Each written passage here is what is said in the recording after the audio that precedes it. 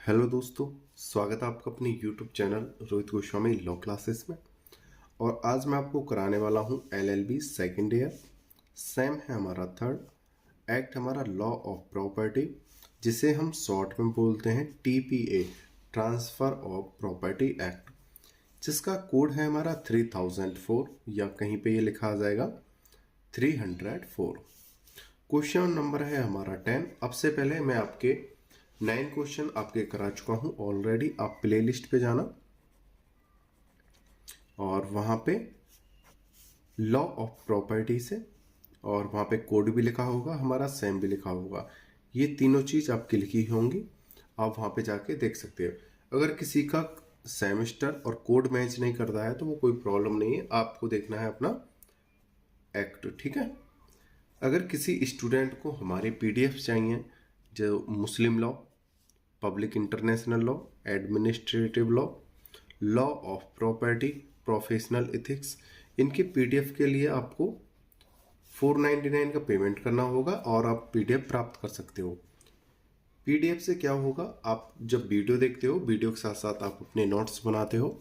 जो आप नोट्स बनाते हो उसमें आपका टाइम बहुत ज़्यादा खराब हो जाता है और एग्ज़ाम टाइम पे आप अच्छे से प्रिपरेशन नहीं कर पाते हो। तो उसके लिए मैंने एक ये रूल बनाया है, आप परचेज करके अपने समय को बचा सकते हो और अच्छे से तैयारी कर सकते हो। ये आपको पांचों एक्ट 499 में मिल जाएंगे। अगर किसी स्टूडेंट की बैक आई हुई है और उसे किसी एक एक्ट की वीडियो परचेज करनी है तो उसके लिए आपको 199 का पेमेंट करना होगा। आप पेमेंट की जो प्रक्रिया होगी, आप हमारे इस वाले नंबर पे हमसे व्हाट्सएप पे संपर्क कर सकते हो। आप व्हाट्सएप पे मैसेज करके हमसे बात कर सकते हो। ज़्यादा बात न करते हुए अपने क्वेश्चन की तरफ चलते हैं। क्वेश्चन पर चलने से पहले आपसे छोटी सी रिक्वेस्ट है, अगर आपने हमारे चैनल को लाइक शेयर एंड सब्सक्राइब नहीं किया है, प्लीज़ ज़्यादा से ज़्यादा मात्रा में करिए। वीडियो को ध्यान से देखना है, बहुत ही इंपॉर्टेंट वीडियो है और आपको बहुत अच्छे से समझ में आने वाली है, ठीक है। क्वेश्चन है हमारा, बंधक के विभिन्न रूपों का वर्णन कीजिए। या दूसरे तरीके से पूछा जा सकता है क्वेश्चन 2, बंधकों के विभिन्न प्रकारों का वर्णन करते हुए उनके आवश्यक तत्वों एवं बंधक ग्रहीता को प्राप्त उपचारों का वर्णन कीजिए। अब बात करते हैं सबसे पहले बंधक होता क्या है। जैसा कि मैं प्रत्येक वीडियो में आपको एक्सप्लेन करता हूं, उसी प्रकार से थोड़ा सा बंधक को एक्सप्लेन करते हैं।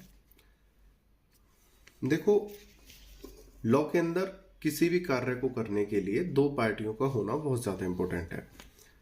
तो इसमें भी देखेंगे इसी प्रकार से A और B दो व्यक्ति हैं। ये है ऋण देने वाला और ये है ऋण लेने वाला।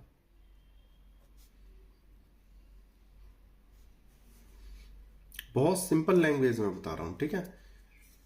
ऋणदाता और ऋण ग्रहीता, ठीक है। इसने पैसे दिए किसको, B को। कितने मान लो, 10,000 रुपये मान लो। 10,000 रुपये किसे दिए, B को दिए। B ने बदले में संविदा करी, यानी कॉन्ट्रैक्ट इन दोनों के बीच में क्या हुआ, आपस में संविदा हुई, जिसे हम करार भी कहते हैं, जिसे हम कॉन्ट्रैक्ट भी बोलते हैं, ठीक है। आपस में किया कि मैं आपको 10,000 रुपये दे तो रहा हूं, लेकिन आप बदले में मुझे क्या दोगे। ये बदले में अपनी भूमि दे सकता है या कोई अन्य कीमती वस्तु उसे दे सकता है, किसको, A को। और ये इसकी भूमि पर या अन्य किसी कीमती वस्तु पर जो अचल हो, उस पर क्या करेगा, कब्जा करेगा, ठीक है। और उस कब्जे को हम 6 प्रकार से डिवाइड कर सकते हैं। अब वो कब्जा 6 प्रकार से हो सकता है। अब जैसे एक एग्जांपल के तौर पर ले लीजिए, पहली इन्होंने संविदा करी कि मैं अगर आपके पैसे नहीं चुकाता हूं तो आप जो जमीन है उसे अपने पास रख लेना, ठीक है। यानी जिसने पैसा दिया है ये उसी की जमीन हो जाएगी, ठीक है। यानी कब्जा परमानेंट हो जाएगा। दूसरा, कि जब तक मैं आपका ऋण नहीं देता हूं तब तक मेरी भूमि का प्रयोग करिए, यानी उसकी जो फसल है या कोई अन्य उससे कोई लाभ हो रहा है उसका आप इस्तेमाल कीजिए। तीसरा, कोई समय निश्चित कर दिया उस प्रकार से, तो इस प्रकार से कि मैं आपको 1 वर्ष का समय दे रहा हूं या 6 महीने का समय दे रहा हूं, अगर उसके अंदर आप पैसे नहीं चुका पाते हो तो जो आप मेरे पास कब्जा दे रहे हो जिस भी चीज का, मैं उसे गिरवी रख लूंगा। इसी प्रकार से 6 टाइप के बनते हैं, उन्हें आगे देखेंगे। मेरा पहले क्या था टारगेट, आपको थोड़ा समझाने का कि आप समझ जाओगे बंधक होता क्या है, और मुझे इतना भरोसा है कि आप वीडियो से इतना समझ चुके होंगे और भी पहले ये शब्द आ चुका है। बंधक होता क्या है, कर्ज की तरह ही ये बंधक होता है। जैसे मोचन में हम कोई वस्तु किसी के पास गिरवी रखते हैं, उसी प्रकार से उसे छुड़ाने के लिए जो हमें प्रोसेस करना होता है, लगभग उसी से मिलता जुलता ये वाला क्वेश्चन है। लेकिन ये क्वेश्चन हमारे लिए क्या है, वेरी वेरी इंपॉर्टेंट है। मैंने कुछ टाइप्स आपको बता दिए हैं, कब्जा, प्रयोग, समय, और लेकिन इसके क्या टाइप हैं, 6 टाइप हैं, उनको आगे क्वेश्चन में देखते हैं। और एक आपको बात बता देता हूं, ये जो क्वेश्चन है हमारा अक्सर 5 नंबर 10 नंबर में ज्यादा पूछा जाता है, वेरी इंपॉर्टेंट है। कभी चांस होते हैं ये 20 नंबर में आता है, ठीक है। तो इस उद्देश्य से हमें इसकी तैयारी करनी है कि ये हमें अच्छे से याद हो जाए और अगर पेपर आए तो हम उसमें अच्छे से कर पाए, ठीक है। अब देखते हैं, क्वेश्चन देख लिया है, उसका आंसर हम अच्छे से देखेंगे। जैसे बंधक के विभिन्न रूपों का वर्णन कीजिए। अब से पहले एक्सप्लेन कर चुके हैं, इसका आंसर देखते हैं। सेक्शन 58 का, देखो इसकी जो सेक्शन है बहुत ज्यादा इंपॉर्टेंट है। सेक्शन 58, और 58 में कौन सा है, कै, ठीक है। इस चीज को अच्छे से नोट कर लेना। तो जब हम अपने पेपर देते हैं और जब हम अपने आंसर को लिखते हैं तो वहां पे कुछ चीजें ऐसी होती हैं जहां से हमें ज्यादा नंबर प्राप्त होते हैं। थ्योरी मैटर नहीं करती है। अगर सेक्शन है तो सेक्शन पे हमें नंबर मिलेंगे, अगर डेफिनेशन है तो डेफिनेशन पे नंबर मिलेंगे, अगर हमारे केसेस हैं तो केसेस पे हमें नंबर मिलेंगे। ये जो चीजें बहुत ज्यादा इंपॉर्टेंट हो जाती हैं हमारे पेपर के लिए, तो हमें सेक्शन, डेफिनेशन एंड केसेस पे ज्यादा फोकस करना है, ठीक है। और अपनी हेडिंग्स पे ध्यान रखना। इकोनॉमिक्स और लॉ हमसे ये कहता है कम लिखो लेकिन सटीक लिखो, सत्यता लिखो, ज्यादा घुमा फिरा के बात करने की जरूरत नहीं है, कहानी नहीं बनानी है, ठीक है। आप समझो कि हिंदी का पेपर है यानी हिंदी भाषी है तो हम इसमें तुक्का लगा दें, इसमें तुक्का नहीं लगता, ठीक है। सेक्शन 58 के में बोला गया है बंधक, बंधककर्ता, बंधकदार, बंधक धन और बंधक विलेख की परिभाषा की गई है। मतलब जो बंधक से संबंधित जो शब्द हैं उन सब की डेफिनेशन दी गई है सेक्शन 58 के में, ठीक है। तो ये बहुत ज्यादा इंपॉर्टेंट डेफिनेशन हो जाती है। आगे हम और समझते हैं बहुत ही सिंपल लैंग्वेज में। सेक्शन 58 के अनुसार बंधक अचल संपत्ति के हित का अंतरण है जो उधार के तौर पर दिए धन को चुकाने की गारंटी में संपत्ति का बंधक है। यानी यहाँ पे साफ तौर में कहा गया है कि जब हम कोई अपनी संपत्ति किसी अन्य पर्सन को इसलिए देते हैं कि हमने उससे कर्ज लिया है, तो कर्ज लेने वाले को हम अपनी संपत्ति इसलिए देते हैं कि उसको विश्वास हो जाए कि मैं आपका पैसा दे दूंगा या वो सामने वाला जो पर्सन है मेरे पैसे चुका देगा, इसलिए उसको गिरवी रखा जाता है या उसको बंधक रखा जाता है। इसमें मुख्य ऋण लेने वाला वादा करता है, यानी जो कर्ज लेता है कि मैं वादा करता हूं मैंने जो ऋण लिया है उसको चुका दूंगा, नहीं तो आप मेरी संपत्ति जो मैंने बंधक रूप में आपको दी है बेचकर अपना भुगतान करना। जैसा कि मैंने अभी एक्सप्लेन किया था, अगर हम कर्ज लेते हैं, सपोज करो हमने कोई कर्ज लिया लेकिन कर्ज देने वाले को थोड़ा सा हम पे डाउट है या विश्वास नहीं है, तो वो कहता है कि भाई मैं आपको कर्ज तो दे दूंगा, आप गवाह लेके आओ। हमारे गवाह भी हमारे उपस्थित नहीं होते हैं या हमें मिलते नहीं हैं, मना कर देते हैं, तो हमारे पास दूसरा चारा नहीं होता है, तो हम अपनी कोई कीमती वस्तु उसके अंडर दे देते हैं और वो विश्वास करता है कि इसकी वस्तु मेरे पास है, अचल संपत्ति, तो मैं इसे अपना ऋण दे देता हूँ, ये मुझे चुका देगा। नहीं तो जो इसने गिरवी रखा है उसे बेच के मैं अपने पैसे की भरपाई कर लूंगा। अब आगे चलते हैं, बहुत ही सिंपल था, उम्मीद है समझ चुके होंगे। बात आती है, थोड़ा सा हमें डिस्टर्ब करता है क्वेश्चन कि अंतरक और अंतरिति कौन होता है। अंतरक बंधक करता, जो बहुत ज्यादा इंपॉर्टेंट है वो है अंतरक बंधक करता, अंतरिति बंधकदार। इसका एक केस है जो मैंने यहां पे लिया है, गोपाल बनाम पुरुषोत्तम 1883। न्यायमूर्ति महमूद ने कहा कि बंधक की जितनी अच्छी परिभाषा इस अधिनियम में की गई है उससे अच्छी परिभाषा और नहीं दी जा सकती। मतलब गोपाल बनाम पुरुषोत्तम का जो केस था उसमें न्यायमूर्ति महमूद ने कहा था कि बहुत ही अच्छी डेफिनेशन दी गई है, इससे अच्छी डेफिनेशन इस अधिनियम के अतिरिक्त नहीं दी जा सकती। आगे चलते हैं।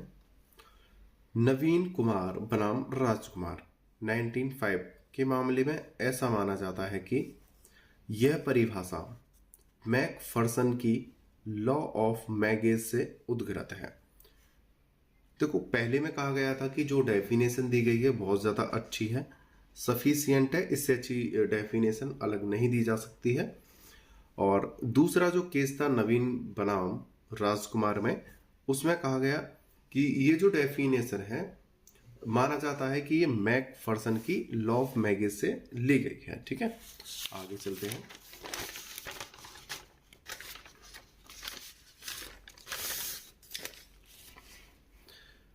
बंधक के आवश्यक तत्व, सबसे पहले अचल संपत्ति हो, यानी अचल संपत्ति हो। अचल संपत्ति में हमारी आपको पता ही है कौन कौन सी चीज आती हैं।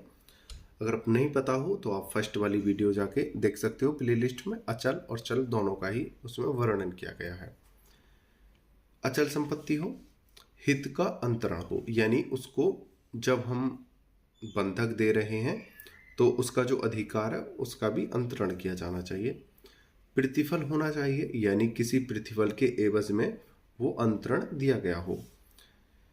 बंधक का उद्देश्य है ऋण प्राप्त करना,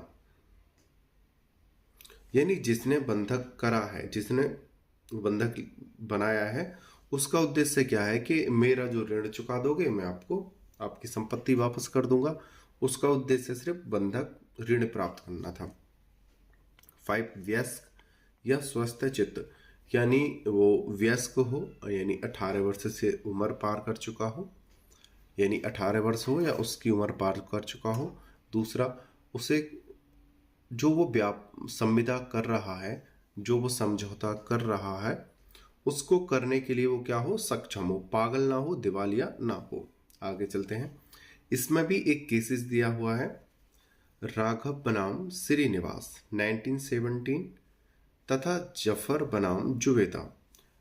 जैसा कि प्रत्येक वीडियो में आपको बताता हूं और एक बार फिर बता ही देता हूं, जब हम अपने केसेस करते हैं एग्जाम में और किसी कारण से हम केस को भूल जाते हैं, सॉरी केस की सन को क्या कर देते हैं, भूल जाते हैं, तो आप केस के नाम को ही याद रखो।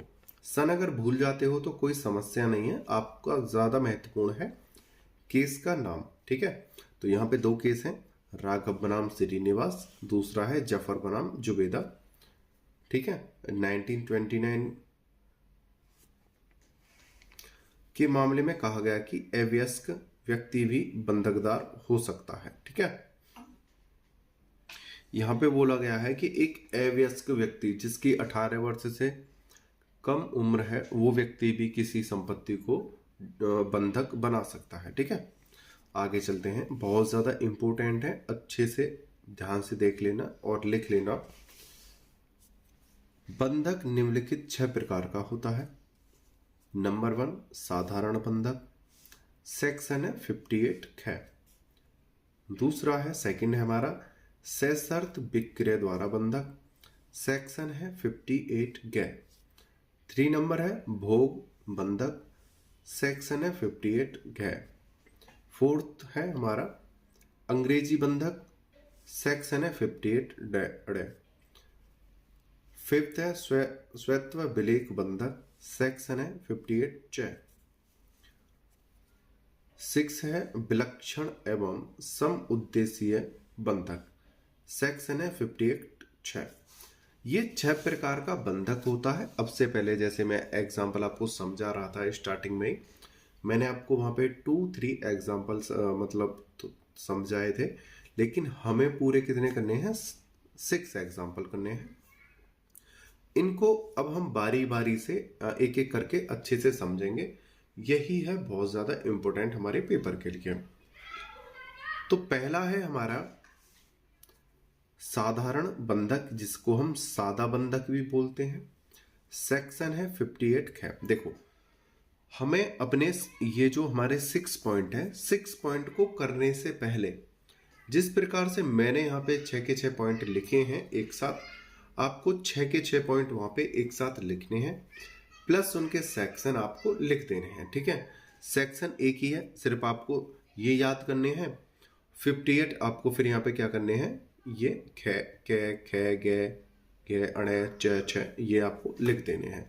यानी आप एक याद करोगे, सारे आप आसानी से लिख दोगे और आपको अच्छे नंबर मिलेंगे इसी चीज पे।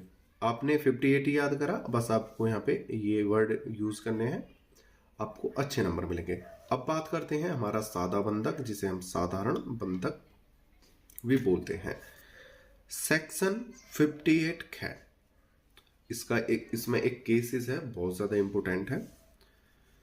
गोपाल पांडे बनाम पुरुषोत्तम दास 1883। साधारण बंधक में अचल संपत्ति का कब्जा बंधककर्ता के पास रहता है। ऋण का भुगतान न करने पर बंधकदार को यह अधिकार होगा कि वह बंधक संपत्ति का विक्रय कर दे। एक बार और समझ लेते हैं। यहां पे कहा गया है कि जो बंधक करता है, यानी जो अपनी संपत्ति किसी अन्य को गिरवी रखेगा या बंधक करेगा, जैसा कि हम बताते हैं ए है और बी है।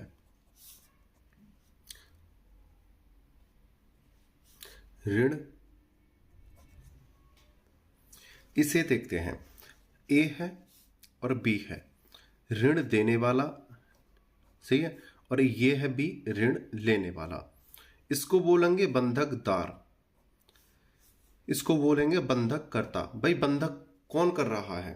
भाई अपनी संपत्ति का बंधक कौन कर रहा है? मतलब करता, नहीं, बंधक कौन बनाना चाहता है अपनी संपत्ति को? ये कर्ज वाला ही तो बनाना चाहता है। भाई ये तो कहेगा नहीं कि अपनी संपत्ति को बांधो, भाई आपको जरूरत है, आप ही बांधने मेरे पास आए हो, तो बांधने वाले कौन हो? आप ही हो। तो आप कौन हो? बंधक करता। मैं कौन हूं? बंधकदार। आप मेरे पास अपनी संपत्ति लेकर आए हो कर्ज लेने के लिए, तो मैं आपकी संपत्ति का क्या करूंगा? बंधकदार बनूंगा। आप क्या कर रहे हो? अंतरक कर रहे हो। ठीक है, और मैं कौन हूं? अंतरिति, यानी मैं क्या कर रहा हूं? स्वीकार कर रहा हूं। आप क्या कर रहे हो? दे रहे हो। ठीक है, तो इस प्रकार से जो कंफ्यूजन है मैंने सारे एकदम हटा दिए हैं। बहुत ज्यादा कंफ्यूजन रहता है। ए है ऋण देने वाला, बी है ऋण लेने वाला। जो ऋण लेने वाला है वो बोले होगा अपनी संपत्ति को बंधक करता, यानी भाई वही तो अपनी संपत्ति को बंधक बनाएगा। और ऋण देने वाला बंधकदार, लेने वाला बंधक करता, देने वाला बंधकदार। जो दे रहा है अंतरक हो जाएगा और जो ले रहा है अंतरिति हो जाएगा। ये स्वीकार कर रहा है और ये दे रहा है क्या? अपनी संपत्ति को। ठीक है, आगे समझते हैं।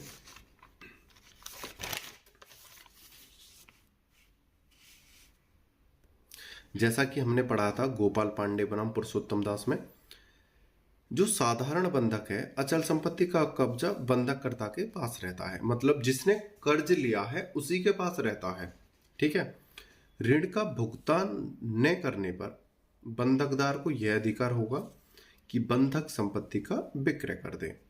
यानी कि ए है और बी है, ए ने कर्ज दे दिया बी को, लेकिन कोई संपत्ति थी, जैसे ये है अचल संपत्ति है, ये किसके पास थी, बी की है और बी के ही पास ये रही।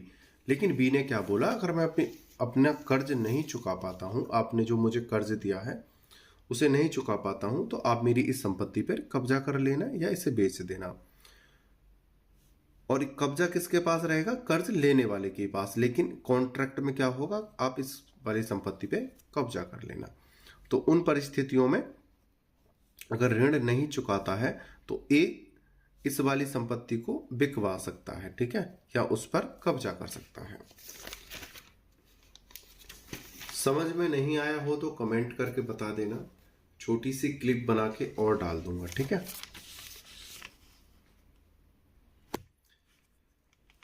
बंधकदार के पास निम्नलिखित उपाय हैं यदि बंधक का ऋण नहीं चुका गया है तो। जो कर्ज देता है, यानी जिसको हम एक मुंशी टाइप मान लो, अच्छा रहेगा समझने के लिए।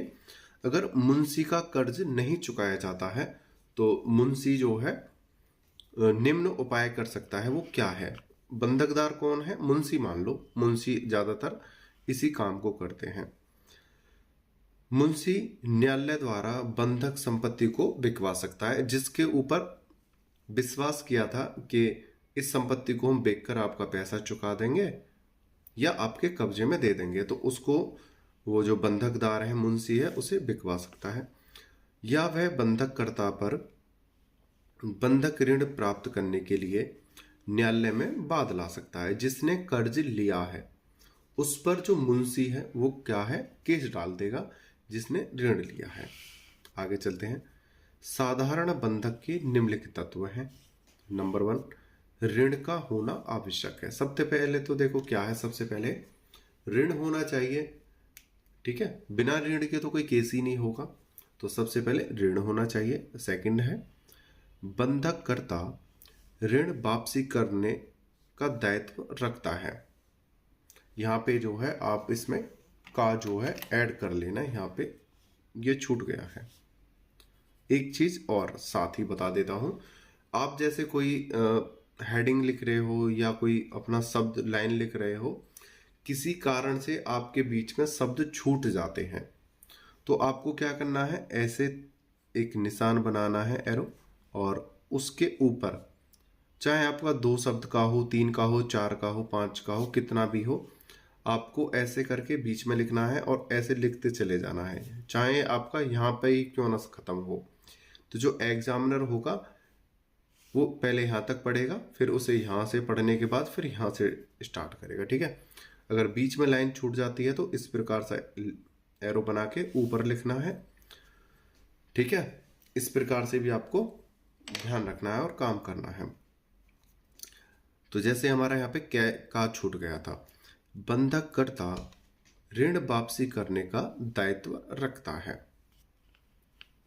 तीसरा है, ऋण ना चुकाने पर ऋणदाता संपत्ति बेच सकता है। जैसा कि अभी हम एक्सप्लेन कर चुके हैं, अगर आप संपत्ति ऋण के बदले में आपने संपत्ति को कब्जे में दिया था और आप ऋण नहीं चुका रहे हो, चाहे उसका कब्जा आपके पास ही क्यों ना हो, जिसने ऋण दिया है वो उस संपत्ति को फिर बिकवाने का हैसियत रखता है, बिकवाने की हैसियत रखता है, ठीक है। आगे चलते हैं। संपत्ति का आधिपत्य अंतरित नहीं किया जाता है। 5वां है, ऐसा बंधक साधारण बंधकदार कहा जाएगा। ये जो बंधक होता है साधारण बंधक कहा जाता है।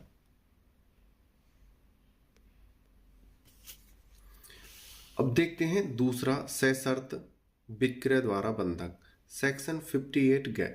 जैसा कि मैंने स्टार्टिंग में ही आपको बताया था, इस वाले पेपर में, इस वाले क्वेश्चन में, सॉरी मैं पेपर कह रहा हूं, इस वाले क्वेश्चन में आपके 5 और 10 नंबर के ज्यादा क्वेश्चन आते हैं। तो आपके वहां पे ये जो 6 पॉइंट है, इनमें से किसी एक का नाम दिया गया होगा, उसकी भी आपसे एक्सप्लेनेशन या डेफिनेशन मांग लेगा कि इसके बारे में आप बताइए। तो आप ध्यान रखना, 5 या 10 नंबर में अलग से भी आ सकता है, ठीक है। तो जैसा ये दूसरा पॉइंट है, सशर्त विक्रय द्वारा बंधक द्वारा सशर्त विक्रय द्वारा बंधक। ये है सेक्शन 58 ग।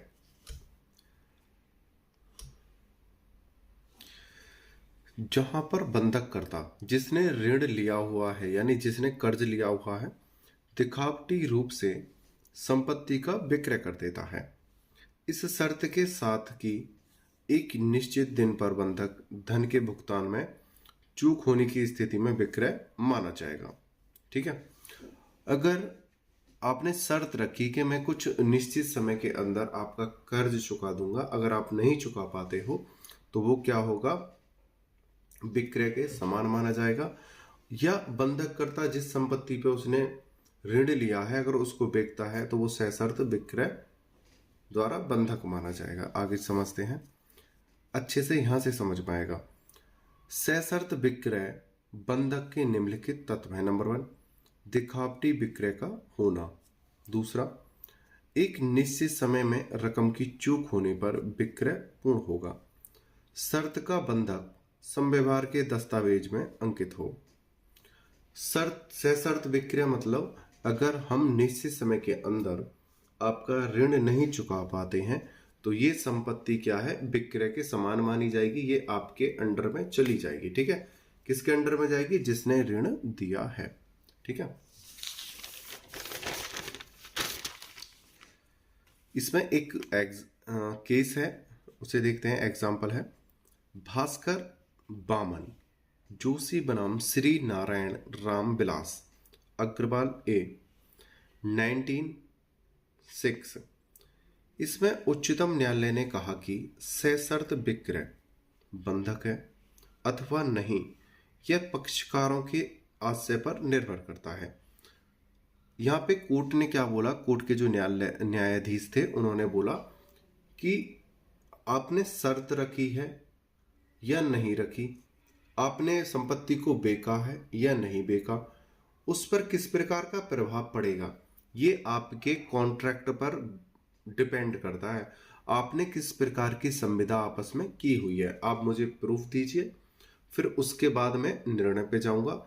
उसका मतलब ये है कि आपकी जो संविदा है वो किस आधार पर हुई है। ठीक है, उसके बाद ही निश्चित होगा। यहां पे कहा है यह पक्षकारों के आशय यानी उद्देश्य पर निर्भर करता है। ऐसा आशय दस्तावेज की भाषा से या संबंधित परिस्थितियों द्वारा मालूम किया जा सकता है। यानी कि जब आपने संविदा करी थी वो किन परिस्थितियों में संविदा की थी और क्या कारण थे। ठीक है, ऐसी संविदा करने के यानी कर्ज लेने के या अपनी संपत्ति को बंधक देने के लिए ऐसे क्या कारण थे, उस सब के आधार पर निश्चित किया जाएगा ये सशर्त बंधक है या नहीं है। आगे चलते हैं। 3rd नंबर का जो हमारा पॉइंट है, भोग बंधक सेक्शन 58 है। भोग बंधक में बंधक ऋण देने के बदले ऋण ग्रहीता की अचल संपत्ति अपने कब्जे में लेता है और ऋण अदायगी तक अचल संपत्ति के लाभ का भोग करता है। जैसा कि ए और बी है, जैसे मैं आपको पहले बता चुका हूं, ए और बी कर्ज देने वाला, कर्ज लेने वाला। ठीक है, आपस में कर्ज ले लिया है, संविदा हो गई है। क्या हो गई है, संविदा यानी कॉन्ट्रैक्ट आपस में हो गया है। पैसा किसने लिया, ये है कर्ज लेने वाला, तो इसने अपनी संपत्ति को इधर दे दिया। जब तक ये कर्ज नहीं चुकाएगा, ये जैसे ए का किसका खेत है, बी का खेत था, ये कर्ज के बदले में किसे दे दिया, ए को दे दिया। ए इस संपत्ति पर तब तक अपना कब्जा जमाए रखेगा जब तक ये अपना कर्ज नहीं चुका देता। और ये जो खेत है, ए इस खेत पर जो भी फसल होगी या जो भी लाभ प्राप्त होगा या जो भी किराया प्राप्त होगा उसको ब्याज के तौर पर अपने पास रखेगा। कौन, ए। ठीक है, तो ये होता है भोग बंधक। भोग बंधक के आवश्यक तत्व निम्नलिखित हैं। नंबर 1, ऋणदाता को ऋण ग्रहीता संपत्ति का कब्जा देता है। ऋणदाता ऋण देने वाला और ऋण ग्रहीता ऋण प्राप्त करने वाला। दूसरा है, सेकंड पॉइंट है, ऐसा वह वास्तविक ऋण के बदले करता है, यानी जो उसने ऋण प्राप्त किया है, कर्ज लिया है, उसके बदले में करता है। पॉइंट नंबर है 3, वह संपत्ति का कब्जा ऋण के चुकाने तक देता है, यानी कि जो उसने कॉन्ट्रैक्ट किया है कि मेरी संपत्ति आपके कब्जे में तब तक ही रहेगी जब तक मैं आपका भुगतान नहीं कर देता हूं। भुगतान करने के बाद ये संपत्ति मेरे पास दोबारा से आ जाएगी। आगे से इसके और पॉइंट देखते हैं। बंधक संपत्ति को अपने कब्जे में रखे। ख है, उससे प्राप्त लाभ को प्राप्त करे। ग है, ऐसे लाभों व भाटों को बंधक धन की ब्याज के रूप में समझे। ठीक है, ये जो 3 पॉइंट थे 1 2 3 ऋण लेने वाले के थे, और ये जो 3 पॉइंट हैं 1 2 3 यानी कै खे गे, ये उसके हैं जो ऋण देता है। सही है, दोबारा से देख लो। बंधक संपत्ति को अपने कब्जे में रखे, उससे प्राप्त लाभ को प्राप्त करे, और लाभ यानी भाटों को अपने पास ब्याज के रूप में रखे। आगे देखते हैं, इसमें एक एग्जाम्पल है यानी केसेस के द्वारा। वी जनार्दन बनाम अले मेलू अम्माल बाद बिलेख पट्टा था या बंधक, क्योंकि बिलेख में कहा गया था कि एक्स ने वाई से 5,000 रुपये कर्ज लिया और करार किया कि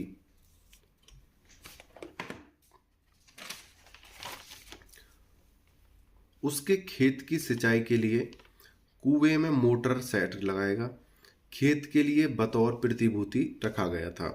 न्यायालय ने इसे बंधक माना, पट्टा नहीं। ठीक है। 4th नंबर का पॉइंट है अंग्रेजी बंधक यानी सेक्शन 58 अड़े।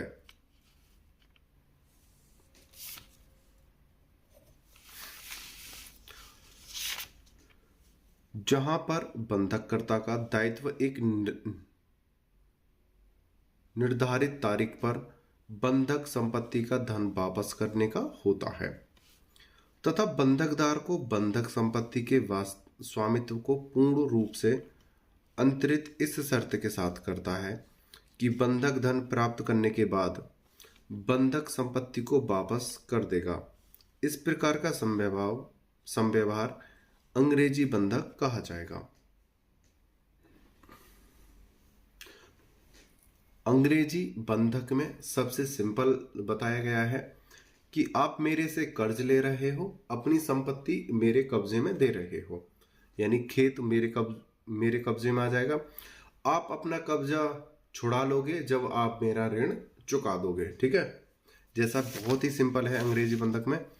ए ने बी को ऋण दिया, बी ने अपना खेत किसे दे दिया, ए को दे दिया ऋण के बदले। बी जैसे ही अपने पैसे ए को चुका देगा, जो लिए हुए उन पैसों को चुका देगा, ये जो खेत है ये वापस से बी के पास चला जाएगा। सीधा सीधा है कि आप मेरे कर्ज को चुका दो, आपने जो संपत्ति मेरे पास गिरवी रखी है मैं उसे आपको वापस दे दूंगा। साधारण सा है। और ये कौन सा है, अंग्रेजी बंधक। अंग्रेजी बंधक के आवश्यक तत्व निम्नलिखित हैं। नंबर 1, संपत्ति का पूर्ण अंतरण। दूसरा है निश्चित तिथि पर भुगतान का दायित्व। तीसरा है शर्तों पर आधारित। चौथा है कब्जे का अंतरण। पांचवा है धन भुगतान न होने पर बिक्री का अधिकार, जब्ती नहीं, मतलब बिक्री का अधिकार है, जब्ती का नहीं है। 6 है यानी 6 नंबर का पॉइंट है 100 रुपये या अधिक मूल्य लिए बंधक रजिस्टर्ड द्वारा ही किया जा सकता है। ठीक है, बहुत ही सिंपल पॉइंट है, आप आसानी से याद कर सकते हो। 5th नंबर का पॉइंट है हक विलेखों के निक्षेप द्वारा बंधक सेक्शन 58 च नंबर 1 है, इसे साम्य बंधक भी कहते हैं।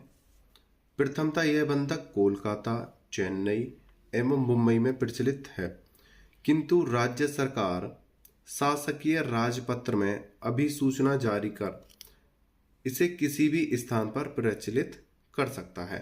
हक विलेखों के जो हक विलेखों के निश्चय द्वारा बंधक, इसमें क्या है, ये कलकत्ता, चेन्नई या मुंबई में ज्यादा प्रचलित है, लेकिन शासकीय राजपत्र के द्वारा इसे कहीं भी लागू किया जा सकता है। साम्य यानी न्याय के आधार पर। इसमें बंधककर्ता बंधक धन के बदले में संपत्ति के हक संबंधी दस्तावेज बंधकदार के पास निक्षेपित यानी जमा कर देता है। किस में कर देता है? हक विलेख में। जो 5 नंबर का पॉइंट है उसमें जो ऋण लेने वाला है अपनी संपत्ति के जो अधिकार हैं, ये जो दस्तावेज हैं, कागज हैं, वो किसके पास दे देता है? जिससे उसने ऋण लिया है।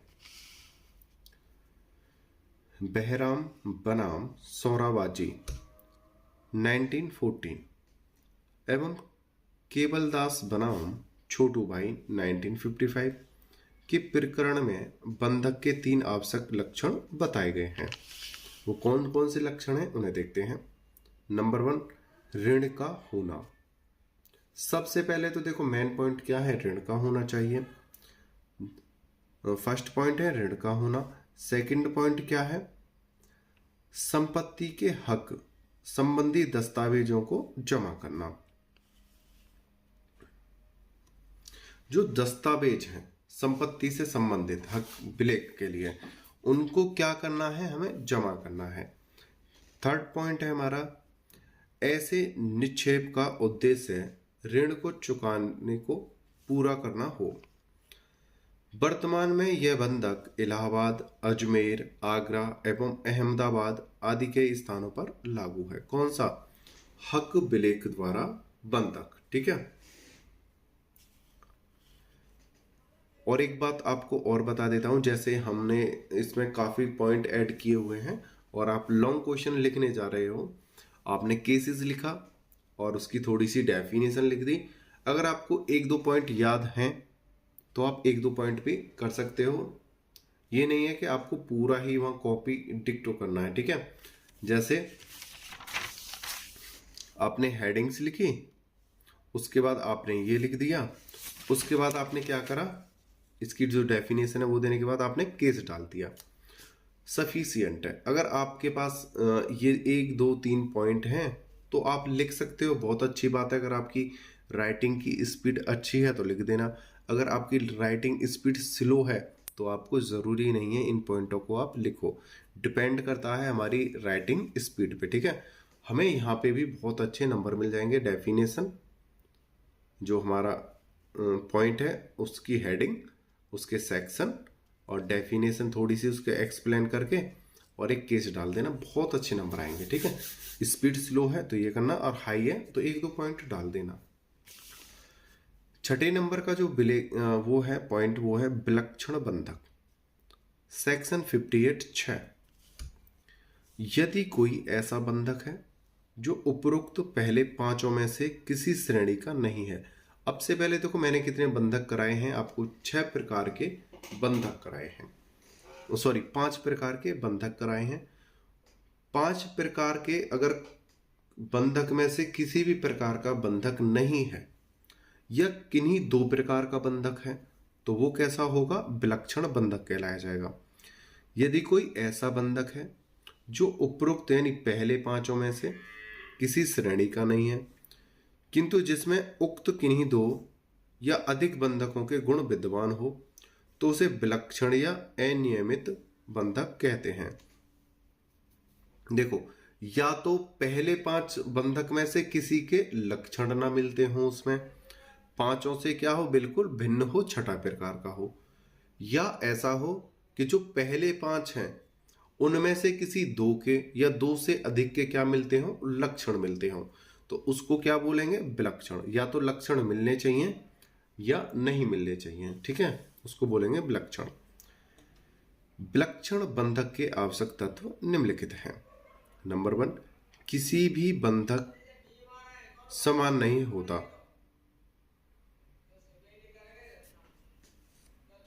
यहां पे किसी की जगह आपको क्या करना है, कोई कर लेना है। ठीक है, ठीक है।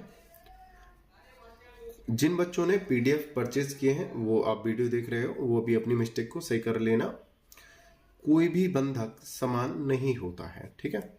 दूसरा पॉइंट है, इसमें कुछ बंधकों के संयुक्त गुण होते हैं। दूसरा पॉइंट ये भी आ गया। अभी क्या रहे थे हम, इसमें लक्षण समान नहीं होते हैं, लेकिन दूसरा पॉइंट क्या कह रहे हैं, कुछ बंधकों के संयुक्त गुण हो सकते हैं, यानी 2 पॉइंटों के लक्षण हो सकते हैं। या तो ना हो तो 2 हो, या 2 से अधिक के लक्षण मिलते हों। तीसरा है, कब्जे का अंतरण होना या ना होना आवश्यक नहीं है। जो हम कब्जा देते हैं संपत्ति का, जैसे हम कर्ज लेने गए और कर्ज के बदले हमने बोला हमारी जो संपत्ति है उसको आप अपने कब्जे में ले लो, आप हमें अपना ऋण दे दो, मतलब विश्वास के तौर पे आप जो आपका पैसा है हमें ऋण के तौर पे दे दीजिए। तो जो जमींदार टाइप होते हैं, जो मुंशी टाइप जो व्यक्ति होते हैं, कर्ज दे देते हैं। तो जो बंधक है, यानी जो हमने गारंटी तौर पर अपनी भूमि को उनके सामने पेश किया है, या तो उसे अपने कब्जे में ले लेंगे, उपभोग करेंगे या जब्त कर लेंगे, या वो ना भी कर सकते हैं। दोनों ही कंडीशन हो सकती हैं। कब्जे का अंतरण होना या ना होना आवश्यक नहीं है। ठीक है, तो यहां पे इसीलिए बोला है कब्जा हो भी सकता, नहीं भी हो सकता है, कोई बात नहीं है। ठीक है। 4th नंबर का पॉइंट है, 100 रुपये से अधिक की संपत्ति का रजिस्ट्रेशन करना जरूरी होता है। अगर 100 रुपये से अधिक की संपत्ति है तो उसका रजिस्ट्रेशन करना बहुत ज्यादा जरूरी है। उपचार, इसका उपचार बंधक संपत्ति की बिक्री है। इसका उपचार कैसे होगा भाई, अगर कोई समस्या खड़ी हो जाती है, अगर कोई ऋण नहीं चुकाता है और बंधक या तो हो भी सकता है जैसा कि यहाँ पे बोला है, यानी कब्जा हो भी सकता है, नहीं भी हो सकता है। अगर कब्जा है तो उसे बेचना चाहेगा, अगर नहीं है तो वो कोर्ट के द्वारा उसे बेचना चाहेगा। तो यहाँ पे कहा है इस प्रकार के जो बंधक हैं विलक्षण, उनको किस प्रकार से सॉल्व किया जाए। तो यहाँ पे साफ साफ बोला गया है उनका सिर्फ उपचार जो है, इलाज जो है, उनको बेच कर ही किया जा सकता है। ठीक है। उम्मीद करता हूं ये जो क्वेश्चन है आपको समझ में आया होगा। अगर किसी कारण से कोई त्रुटि हो गई है तो आप कमेंट करके बता देना। आपके पास मेरा नंबर भी है जो व्हाट्सएप पे चलता है, आप इस नंबर पे ही अपनी जो समस्या है वो भी बता सकते हो। ठीक है। और एक बात कहना चाहता हूँ, कुछ बच्चे कमेंट कर रहे हैं कि सर आप 303 की वीडियो नहीं बना रहे हो एडमिनिस्ट्रेटिव लॉ की, तो आपकी बहुत जल्दी वीडियो आपकी आ जाएंगी 1 या 2 दिन के अंदर, आप परेशान ना होना। उम्मीद करता हूँ यह क्वेश्चन आपको अच्छे से समझ में आया होगा। अगर आपको वीडियो अच्छी लगी है तो अपने दोस्तों में शेयर करो, कमेंट करो, सब्सक्राइब करो। और आपने मुझे अच्छे से सुना है उसके लिए धन्यवाद। टेक केयर, बाय बाय, जय हिंद, जय भारत।